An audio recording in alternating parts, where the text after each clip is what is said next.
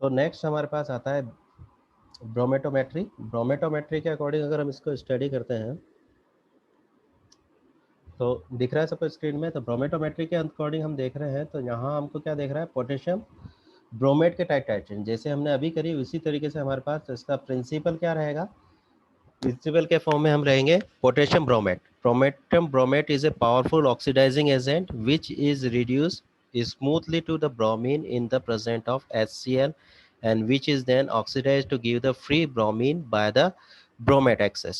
तो हो क्या रहा है यहाँ पे, ओवरऑल हम क्या देख रहे हैं, सबसे पहले जो भी हमारे पास ब्रोमेट है, तो पोटेशियम ब्रोमेट हम कहें तो KbRO3, KbRO3 एसिडिक मीडियम के अंदर अगर रिएक्शन करेगा तो यहाँ पे अपने पास ब्रोमाइड बनाएगा Br-। ठीक है, तो ब्रोमाइड हमारे पास बन गया। तो यहाँ पे ओवरऑल हमने क्या देखा, potassium bromide is a powerful oxidising agent. तो ऑक्सीडाइजिंग एजेंट है तो खुद का क्या हो रहा है, रिडक्शन। तो खुद का रिडक्शन हो रहा है, तो इसको हम ऐसे समझे। तो यहाँ पे अगर ब्रोमीन का ऑक्सीडेशन नंबर हम देखना चाहें तो कितना हो गया अपने पास, ऑक्सीजन के ऊपर -2, तो -6, इधर इक्वल टू -1, तो उधर गया तो +5। तो ब्रोमीन हमारे पास कौन सी ऑक्सीडेशन स्टेज में, +5 में। +5 से ये किस में गया, -1 के अंदर। कितने का डिफरेंट हो गया हमारे पास, +5 से -1 के अंदर हमारे पास 6 का डिफरेंट हो गया, मतलब 6 ऑक्सीडेशन नंबर हम डाउन गए। तो डाउन जाने का मतलब खुद का क्या हो गया इसके अंदर, यहाँ पे +5 से ये अपने आप में किस में जा रहा है, -1 के अंदर।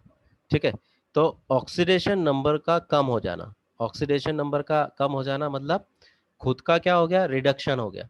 तो दूसरे का क्या करेगा, ये ऑक्सीडेशन करेगा। तो इसलिए अपने आप में पोटेशियम ब्रोमाइड अपने पास क्या हो गया, पावरफुल ऑक्सीडाइजिंग एजेंट हो गया। क्यों, क्योंकि यहाँ पे अपने पास +5 से -1 मतलब 6 अपने पास ऑक्सीडेशन नंबर में डिफरेंट हुआ। ठीक है, अब इसी को अपन HCl मीडियम के अकॉर्डिंग वर्क कर रहे हैं। तो यहाँ पे हमारे पास क्या होगा कि ब्रोमाइड अपने पास बना है, तो वो भी अपने आप में फ्री फॉर्म में ब्रोमीन बनाएगा, मतलब अभी और एक नंबर नीचे जाना है। तो हमारे पास क्या था, अपने पास -1 से वापस रिवर्स होके 0 पे आना है, मतलब -1 से 0 मतलब ऑक्सीडेशन नंबर में 1 की इंक्रीज। तो इसका मतलब यहाँ पे ऑक्सीडेशन हुआ किस फॉर्म में, तो यहाँ पे हमारे पास क्या हो रहा है, -1 के अंदर इस सॉल्यूशन के अंदर अपने पास क्या है, ब्रोमीन है। अब इसी के अकॉर्डिंग यहाँ पे अपने पास ब्रोमेट है। तो ब्रोमेट से हमारे पास क्या हो रहा है, +5 से 0 कंडीशन, -1 से 0 कंडीशन।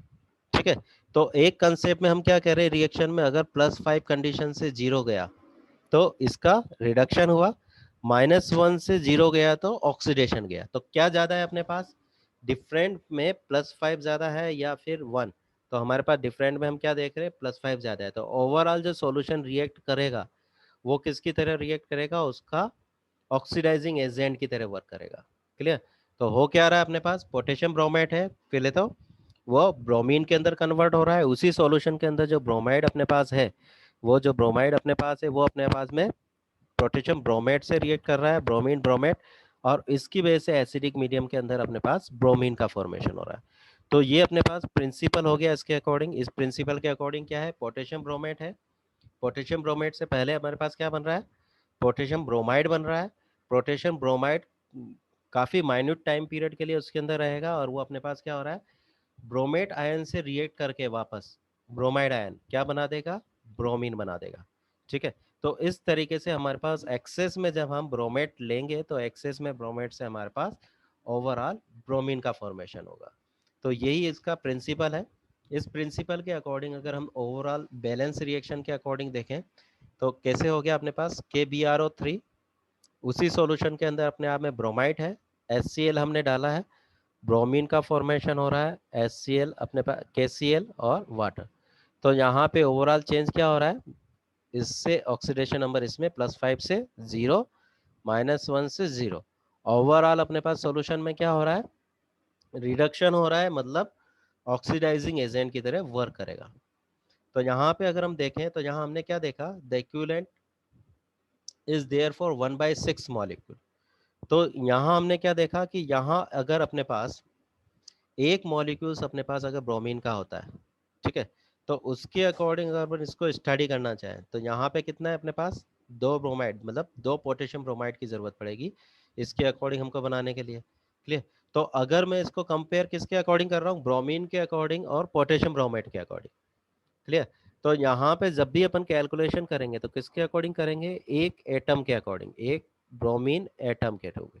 तो एक ब्रोमीन एटम के अकॉर्डिंग अगर हम यहाँ स्टडी कर रहे हैं, इसके अकॉर्डिंग अगर मैं कहूँ, अगर पहले ब्रोमीन के अकॉर्डिंग, तो एक ब्रोमीन मॉलिक्यूल के अकॉर्डिंग अगर मेरे को जरूरत है, तो कितने अब मेरे को पोटेशियम ब्रोमेट की जरूरत होगी, 1/3, 1/3 मोल मेरे को पोटेशियम ब्रोमेट की जरूरत पड़ेगी, ठीक है। किसके लिए, अगर मैं ब्रोमीन मॉलिक्यूल यहाँ पे बना रहा हूँ। अब इसी के अकॉर्डिंग अगर एटम के अकॉर्डिंग कहूँ, तो एक एटम के अकॉर्डिंग मेरे को कितने की जरूरत पड़ेगी, 1/3 इंटू 1/2, तो इसका मतलब 1/6।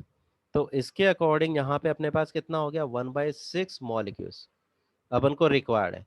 तो 1/6 मोल हमको रिक्वायर्ड है, इसका मतलब पोटेशियम ब्रोमेट का जो भी अमाउंट हमने लिया है उसको 6 से डिवाइड कर दें, ठीक है।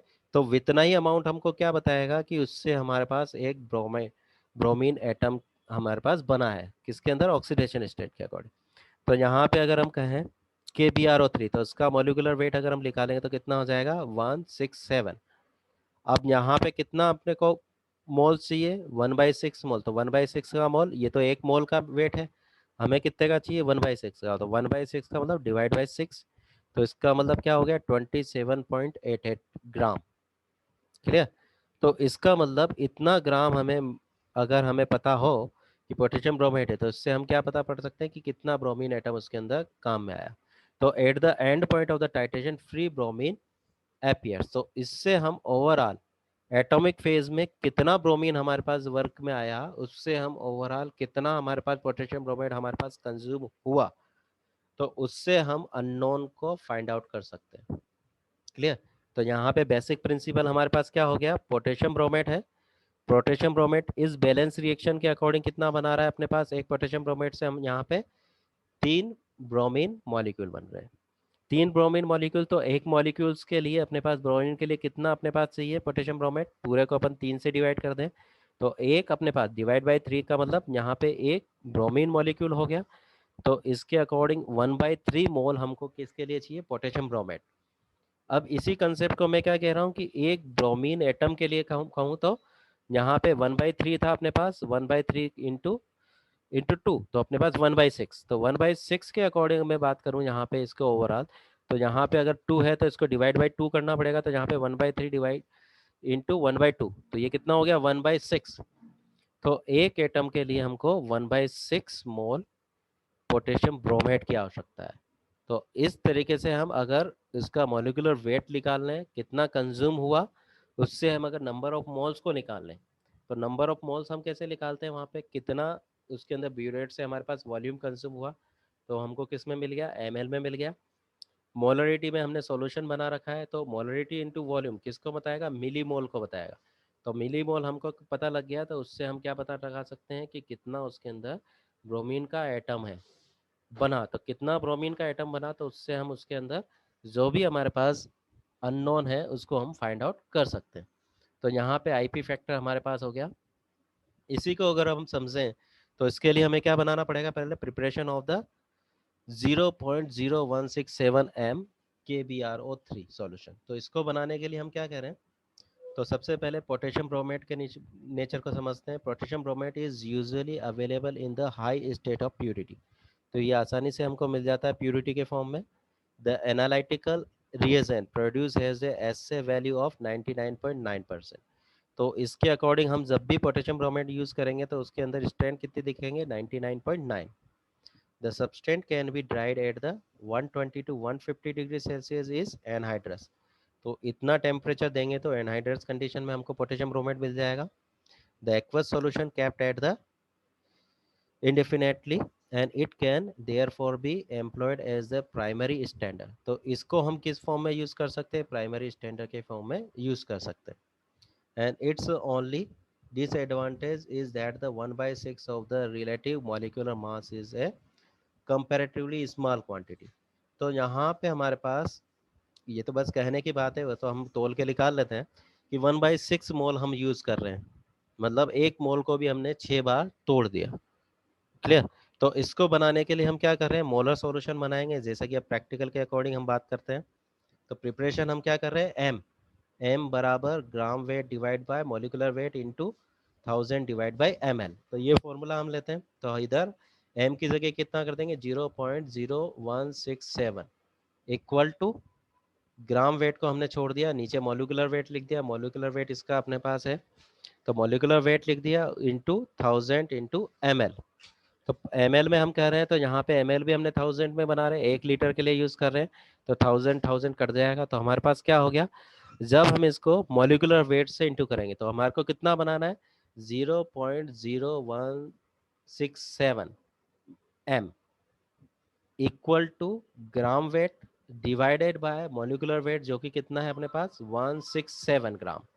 तो अपने पास जब हम इनको इंटू करेंगे, किसको इंटू करेंगे 0.0167 into 167 equal to gram weight, तो हमारे पास कितना ग्राम अपने पास आएगा 2.783 ग्राम। तो 2.783 ग्राम हमको क्या करना है, वे करना है पोटेशियम ब्रोमाइड को और 1000 ml में डिसोल्व करना है। तो ये हमारे पास प्रैक्टिकल एस्पेक्ट हो गया, तो इसकी प्रैक्टिस करना घर पे कि कितना ग्राम हमको KbRO3 चाहिए। इसके बाद आता है इसका एप्लीकेशन। तो एप्लीकेशन फॉर्म में हम क्या करें, आइसोनियाजाइड के लिए determination of the hydroxyl amine, determination of arsenic और एंटीमनी। तो आइसोनियाजाइड के लिए कर रहे हैं, तो आइसोनियाजाइड हमारे पास क्या है, एंटी ट्यूबरकुलोसिस ड्रग है। This is determined by adding of the potassium bromide and direct titration of the potassium bromide in the presence of HCl solution। तो डायरेक्ट टाइट्रेशन कर रहे हैं, तो पोटेशियम ब्रोमाइड का हमने स्टैंडर्ड सॉल्यूशन बनाया, नीचे सैंपल लिया और उसके अंदर एसिडिक मीडियम जनरेट करके उसके अंदर हम टाइट्रेशन सैंपल की परफॉर्म कर रहे हैं। तो क्या होगा, bromide is release, bromine is released as the titration process and react with the isoniazide, and methyl red solution is used as an indicator with declared by the oxidation at the end point।